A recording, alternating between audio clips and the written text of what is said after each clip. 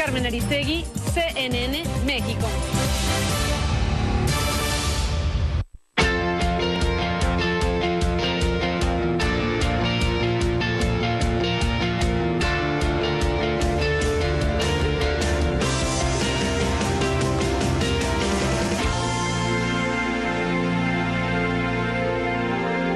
Buenas noches, bienvenidas y bienvenidos, gracias por estar aquí. Bueno, estamos a unas horas de que se conmemore el 30 aniversario de un sismo en México, un sismo que marcó muchas cosas, marcó la vida de esta Ciudad de México y marcó, bueno, una generación, si se puede decir de esa manera, y movió muchas fibras y generó muchas cosas. El sismo de 1985 está de regreso en el análisis, en la revisión, en lo que significó, en la obligada visita de nuevo al tema del 85, precisamente 30 años después.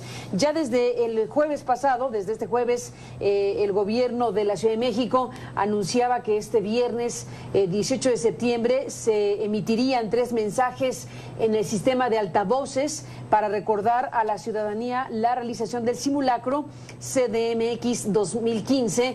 Estos mensajes que se tienen, bueno, pues previstos precisamente a las 9, a las 14 y a las 19 para perfilar lo que va a ser el simulacro de este sábado 19 de septiembre a las 11:30 de la mañana. Están invitándose a los ciudadanos y ciudadanas a participar de este simulacro por el 30 aniversario de este sismo de el 85. Están en nuestro estudio de CNN en la Ciudad de México 2 invitados a quien aprecio mucho que estén aquí para hablar del tema en su respectiva modalidad, porque cada uno tiene cosas que contar precisamente del tema. Está aquí Víctor Manuel Cruz Atienza, que es doctor en sismología, es actualmente el jefe del Departamento de Sismología del Instituto de Geofísica de la Universidad Nacional Autónoma de México. Gracias, Víctor Manuel, por estar aquí. Bienvenido. Mucho gusto, Carmen. Encantado. Y estamos con Marco Rascón, que bueno, pues es un personaje que es imposible no ubicar en esas fechas. En 1985, Marco, como participante de la Coordinadora Única de Damnificados, en donde empezó a crearse algo significativo para la Ciudad de México. Y creaste un personaje que a la fecha recordamos que es Superbarrio, entre otras cosas. Ni modo, tuve que decir que tú eres Superbarrio. Sé que tenías una máscara para ocultarlo, pero tú eres Superbarrio. Bueno, ahora su Superbarrio nos hizo a nosotros. Exactamente. Bueno, ya se sabe, hace mucho tiempo que Marco Rascón creó este personaje. Y bueno, pues desde estas 2 dimensiones, desde la dimensión de lo que significó para la Ciudad de México, para su organización ciudadana, para la toma de conciencia política y un montón de cosas que fueron surgiendo. Estamos aquí, Marco, pensando en eso muchas veces. 30 años después, ¿qué decir de aquello? Bueno, todo un parteaguas, o sea, creo que cambió nuestra forma incluso de hacer política, nuestras prácticas, cambia el lenguaje. Hay una cantidad de elementos que se incorporan dentro del pensamiento mismo de la izquierda, de los que, pues de las generaciones que venían siendo oposición, buscando cambios democráticos. El sismo es como un rayo en cielo despejado, como todo acontecimiento o fenómeno natural de ese tamaño. Sin embargo, toma al país en una circunstancia muy especial, ¿no? Tanto las políticas de austeridad, que eran brutales, donde nace prácticamente toda la polarización social que ahora existe en nuestro país. Miguel de la Madrid, Hurtado, Miguel de la Madrid, el presidente de la República entonces. Control salarial, que venía de una crisis tremenda. Una inflación galopante, un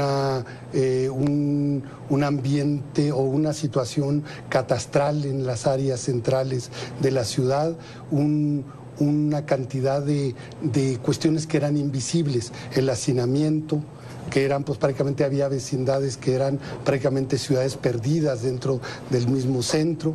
Había sectores que se volvieron visibles con el terremoto, el caso de las costureras, que era la sobreexplotación y la explotación brutal en la industria de la confección, que estaba, pues pasábamos por Tlalpan, se veían edificios más o menos semimodernos o seminuevos, sin embargo estaban cargados de maquinaria o con reglas de construcción que no resistieron el 8.1%. No. Aquí ya hubo A un ver, problema. hacemos un alto y nos va a explicar, ¿cómo que 8, no, exacto, pero es que todos los medios dicen hubo un sismo de 8.1 grados. Él nos va a explicar cómo sí debe ser. Sí, no te explico cómo debe ser. Damos paso en un momento más, pero si quieres cierra esta parte, Marco, de la reflexión histórica. Nada más, y estas partes se hicieron visibles y movilizaron una cantidad de sociedad. Impresionante. Que fue esta aparición de una sociedad civil que se considera que estaba al margen un poco de las estructuras y de las formas organizacionales tradicionales que teníamos. Sin embargo, esta participación masiva de amas de casa, de niños jóvenes, los actos heroicos, pues prácticamente en el rescate. Esto se convierte y dignifica mucho la vida vecinal, la vida comunitaria y bueno, empieza a generar una cantidad de cambios en la política, en la cultura, una generación bisagra que venía con toda la tradición, pues mucho de los militantes comunistas, socialistas, que venían bregando desde 1968 para acá, con lo que era esta nueva realidad política, social, que el sismo, dentro de su tragedia y dentro de lo que la dureza y el dolor que causó, también generó este ambiente de cambios y de reconstruir nuevas realidades, ¿no? Podríamos decir. Sin la menor duda, Marco Rascón, un sismo que se convirtió en muchas cosas y has hecho un recuento muy interesante precisamente de aquello. Víctor Manuel Cruz Atienza, nos vas a corregir la plana, ya me contaron mi productora, sobre el tema de Richter. Bueno... Yo caí. Pero tú caíste peor, porque tú dijiste 8.1%, eso sí nunca se había escuchado. En las imprecisiones o equivocaciones que los comunicadores podemos tener al hablar de temas de sismo, nunca habíamos visto una cosa así. Eso está bien. Pero lo que sí comúnmente se dice o se usa, que bueno, no necesariamente corresponde a lo que es una medición, etcétera. Bueno, cuéntanos de 30 años después, el sismo de 1985. Sí. 8.1. Magnitud 8 puntos. Magnitud 8.1. Pues también fue un parteaguas. Fue un parteaguas también en nuestra comprensión de lo que representa la respuesta sísmica del Valle de México, es decir, la forma en cómo las ondas sísmicas se propagan al incidir en el valle. Se desconocía hasta ese momento, o sea que esa mañana se revela una realidad que se desconocía por completo. En esa época los reglamentos de construcción se consideraban adecuados para el peligro que se conocía, pero fue esa mañana que entendimos que no era así. Devastadora. Devastadora, sí. También un parteaguas en la cuestión institucional, es decir, se forja el Sistema Nacional de Protección Civil, el Centro Nacional de Prevención de Desastres, o sea, la mirada de muchos países y expertos del mundo se torna hacia lo que ocurrió en esta ciudad, porque es casi inconcebible el que un sismo de esta magnitud, aunque haya sido incluso menor al de magnitud 8.4 en Chile, a una distancia 2 veces mayor, haya ocasionado los daños que ocasionó. Y eso se debe a la naturaleza del suelo de la cuenca, ¿no?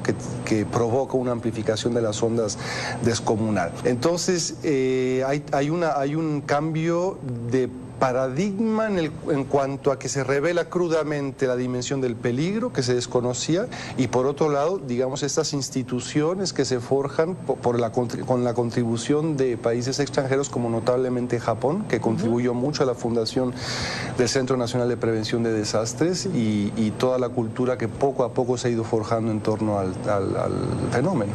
Poco a poco, 30 años después, ¿suficiente? A raíz del sismo se instrumenta brutalmente el Valle de México, o sea, se instalan estaciones sismológicas que han registrado miles de terremotos desde entonces y que han permitido a los sismólogos entender con mucho detalle lo que llamé la respuesta sísmica del valle, ¿no? Si hoy en día sabemos en cada lugar donde habitamos de qué tan intenso puede ser la sacudida, que es el insumo que requieren los ingenieros para edificar estructuras que sean sismoresistentes, ¿no? Entonces, hoy se ha avanzado muchísimo, ¿no? Sismológicamente hoy sabemos mucho más de lo que se sabía en esa época, sin duda, ¿no? Sin embargo, yo considero, y sobre todo a raíz de que me di a la tarea de escribir el libro de divulgación, que yo creo que hay un vacío en la educación básica del mexicano. Es decir, a pesar de que estamos mucho más sensibilizados que lo fueron los niños antes del sismo de 85, a lo que representa con los simulacros, las brigadas de protección civil en los establecimientos públicos, en fin, una serie de medidas que sin duda nos han sensibilizado, pero no creo que el mexicano sepa lo que debería saber viviendo en un país donde la amenaza es tan grande. Pues ayuda mucho lo que aquí tenemos, que es Los sismos, una amenaza cotidiana, de tu autoría, de Víctor Manuel Cruz Atienza, de varias instituciones, entre otras la UNAM, y que bueno, pues está esa gran pregunta que después de la pausa regresamos a ella.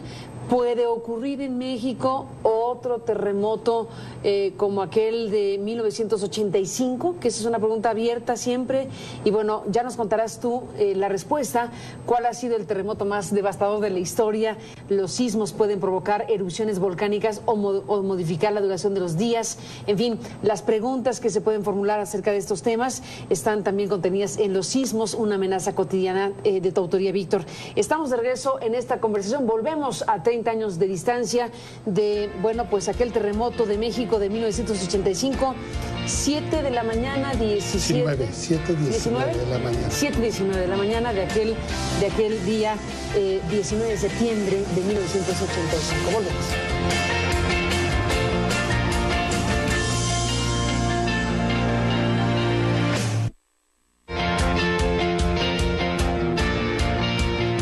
Bueno, regresamos Víctor Manuel Cruz Atienza, Marco Rascón. Seguíamos con Víctor Manuel escuchándolo.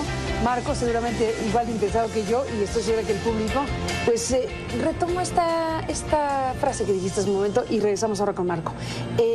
No sabemos como mexicanos lo que deberíamos saber, sobre todo en la capital del país o en general en México. La capital no es el único lugar donde el peligro es alto. O sea, de hecho, la zona de mayor peligro es toda la costa, es decir, donde ocurren los grandes terremotos, ¿sí? O sea que no, es algo que debería saber más del 35% de la población de este país, que está en zonas de muy alto riesgo de peligrosidad. 35%. Sí, es una cifra muy similar. Está, y no la recuerdo ahora con precisión, pero es muy, muy alta. Pero a ver, Víctor Manuel, tomo la pregunta obligada. ¿Es factible, probable? ¿Cuál es la palabra que tú le pones a un sismo similar al del 85 o un sismo mayor? Claro. Los sismos no son predecibles exactamente mañana a las 3 de la tarde, pero hay un montón de información científica que dice que algo va a ocurrir y grande. Así es, sí. A ver, aquí la respuesta... Y en un periodo identificado, que ya corrió su tramo mayor. Efectivamente. Durante muchas décadas los sismólogos hablaron de brechas sísmicas, es decir, de segmentos, regiones específicas de las zonas de subducción, que es donde ocurren estos grandes terremotos, en donde con cierta periodicidad o relativa periodicidad ocurren terremotos de un tamaño característico, ¿no? Entonces, con base en esa idea, que ha sido muy útil en el estudio de los sismos, se puede estimar cuántos años tienen que transcurrir para que ocurra el siguiente gran sismo en un segmento dado. En México, estudios de esa naturaleza llegaron a concluir que más o menos el periodo de retorno de grandes terremotos es del orden entre 30 y 60 años, que es muy impreciso. Ese es el grado de predictabilidad que tenemos los sismólogos. Entre 30 y 60. De ese orden. Entonces estamos entrando al callejón de los... O sea, empezamos ya son 30. A partir de hoy, de aquí a 30 años más, cualquier día, cualquier hora. ¿Así es? Claro, bueno, pero la cuestión no sería Michoacán, sino hay segmentos donde no ha ocurrido un sismo en muchos más años, como notablemente lo es Guerrero, la brecha sísmica de Guerrero, donde hace más de 104 años no ocurre un sismo de magnitud superior a 7,4. Entonces, es uno de los lugares, focos, pero bueno, donde pudiera eventualmente ocurrir. Nada más quiero decir algo más. Hay que ver al pasado, qué es lo que ha ocurrido en México y en el mundo, particularmente en México.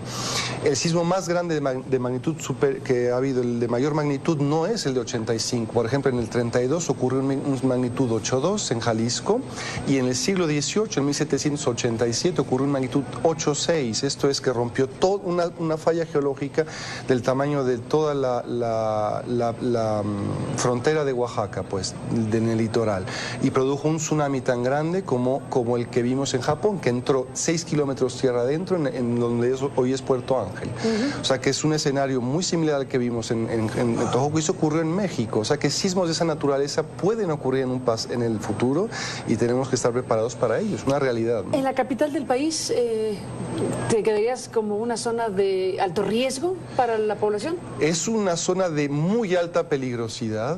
El riesgo, a raíz de las modificaciones que ha tenido el reglamento de construcción, se ha disminuido. Es decir, una edificación que cumpla con ese reglamento es mucho menos vulnerable a un sismo de la misma naturaleza de 85, y por lo tanto el riesgo es menor. El riesgo de daños estructurales que afecten vidas humanas, pero correcto. no el riesgo de que existe el sismo. No, la probabilidad es muy alta y va a ocurrir. Sismos tan grandes como 85 van a seguir ocurriendo en México, es una realidad absoluta e incuestionable. ¿Sí? No sabemos cuándo, probablemente venga de Guerrero, probablemente de Oaxaca, no sabemos. En Guerrero tenemos bastantes argumentos para pensar que uno grande podría venir no dentro de mucho tiempo. ¿Sí? De hecho, estamos estudiando mucho esa región por ese motivo, ¿no? Entonces es algo que hay que tener en mente siempre, pues, en ¿no? el radar de los ciudadanos y ciudadanas todo el tiempo. Está preparado. Cuando, ya casi que entras a un lugar y tienes que saber qué hacer si hay un sismo. Eso es un momento en el que no se toma una decisión. Y cuando hay un ciertamente sismo. no lo hacemos, ¿no? Entras a un lugar y... En no Japón la necesariamente... gente está perfectamente educada para... A ver, ¿qué debería actuar. ser un mexicano o una mexicana, supongamos? No hay instrucciones universales, ¿sí? Es decir, hay muy pocos consejos o medidas, sí los hay, pero pocos, que son válidos en cualquier circunstancia. Por ejemplo, estar preparados con los papeles en casa, con una linterna, con una radio de pilas, tener algunos víveres, ¿no? Saber dónde están las zonas de seguridad cercanas a nuestro trabajo. Esas son cosas elementales que todo el mundo debemos saber. Pero lo que tenemos que hacer, por ejemplo, ahora mismo, si ocurre un sismo, depende de lo que una brigada especializada de protección civil haya considerado que es lo más seguro, que seguramente es quedarse aquí. Supongo, no lo sé, no soy experto en la materia, pero me explico, o sea, es que no hay medidas que puedan... universales. Exacto. Son ad hoc a la circunstancia, a la edificación, etcétera, claro. etcétera. Y eso cada uno debemos saberlo para actuar y no tomar decisiones, porque en ese momento no se toman decisiones, se actúa, se pone en marcha un protocolo que asimilamos antes. Me gustaría, Marco, para cerrar el programa, recuperar también esta revisión histórica. Interesantísimo lo que nos dice Víctor Manuel sobre lo que sucedió hace 30 años, lo que ha hecho la ciudad, en el caso de la Ciudad de México, en términos de rigores de construcción y demás cosas. ¿Qué ha pasado con la sociedad 30 años después, ya que estamos en los dos parámetros de revisión histórica? Volvemos. Perfecto.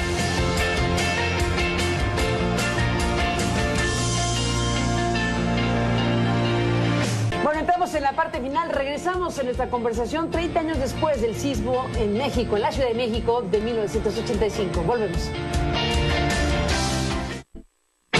Regresamos en la parte final de esta conversación. Por cierto, que hablé del libro de Víctor Manuel, Los sismos, una amenaza cotidiana, que participan varias instituciones, pero es de una editorial independiente que se llama La Caja de Cerillos. La Caja de Cerillos, La ciencia de vuelta. Entonces, bueno, este libro está publicado por La Caja de Cerillos.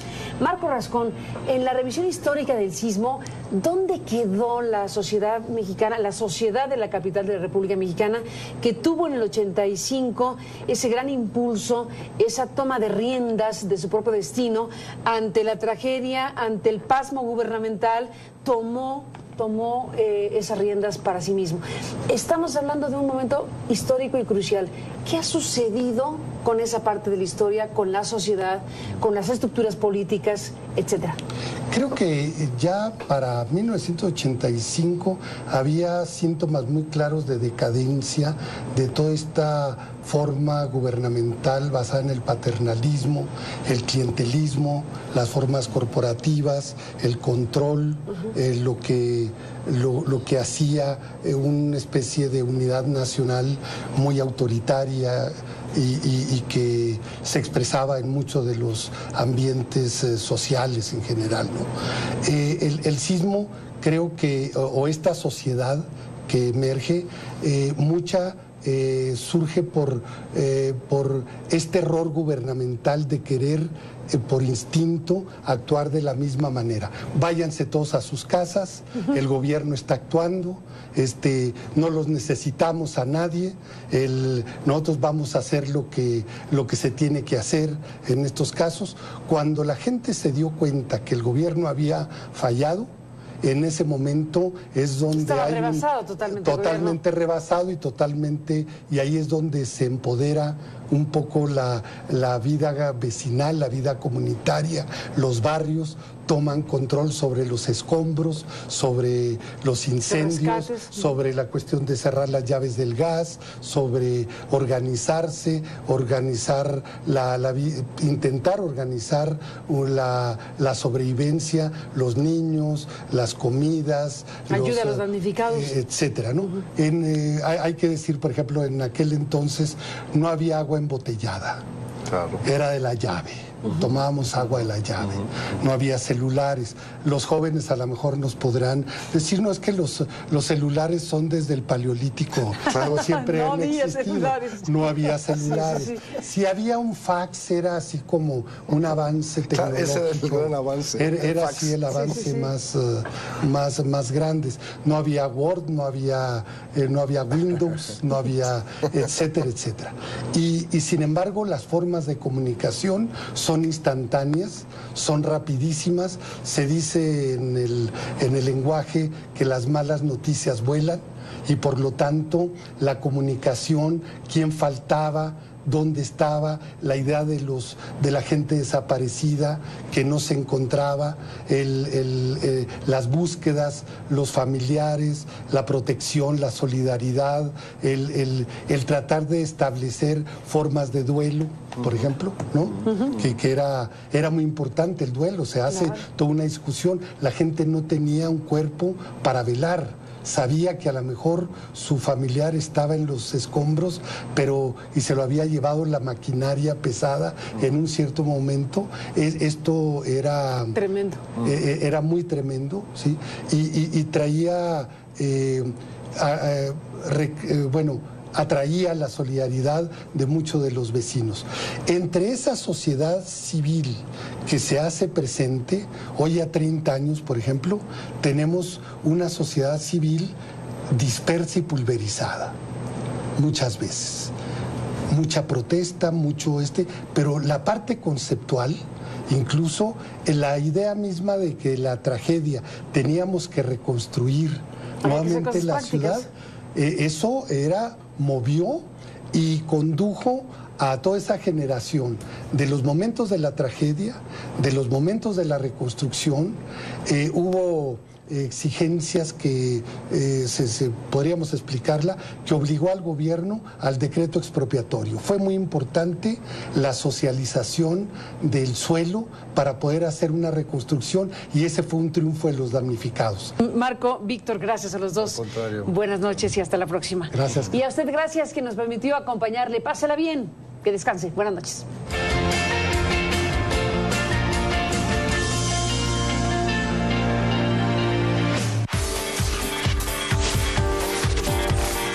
Somos México.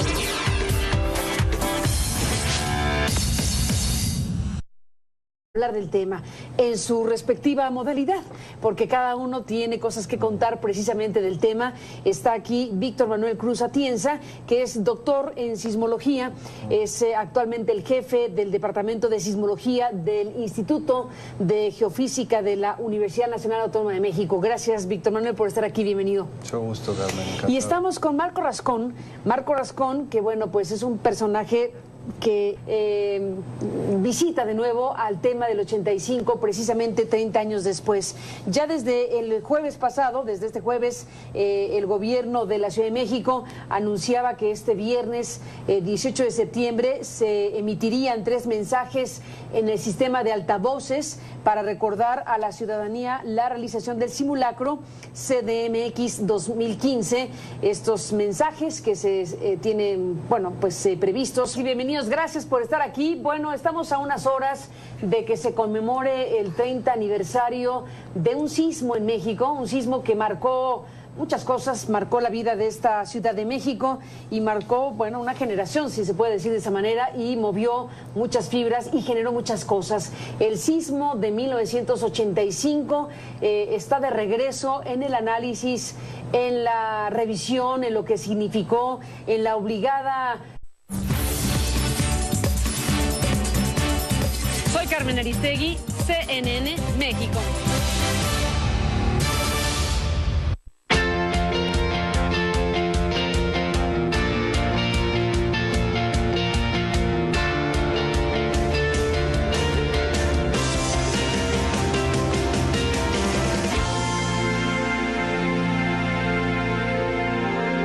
Buenas noches, bienvenidas precisamente a las 9, a las 14 y a las 19 para perfilar lo que va a ser el simulacro de este sábado 19 de septiembre a las 11:30 de la mañana. Están invitándose a los ciudadanos y ciudadanas a participar de este simulacro por el 30 aniversario de este sismo de el 85. Están en nuestro estudio de CNN en la Ciudad de México 2 invitados a quien aprecio mucho que estén aquí para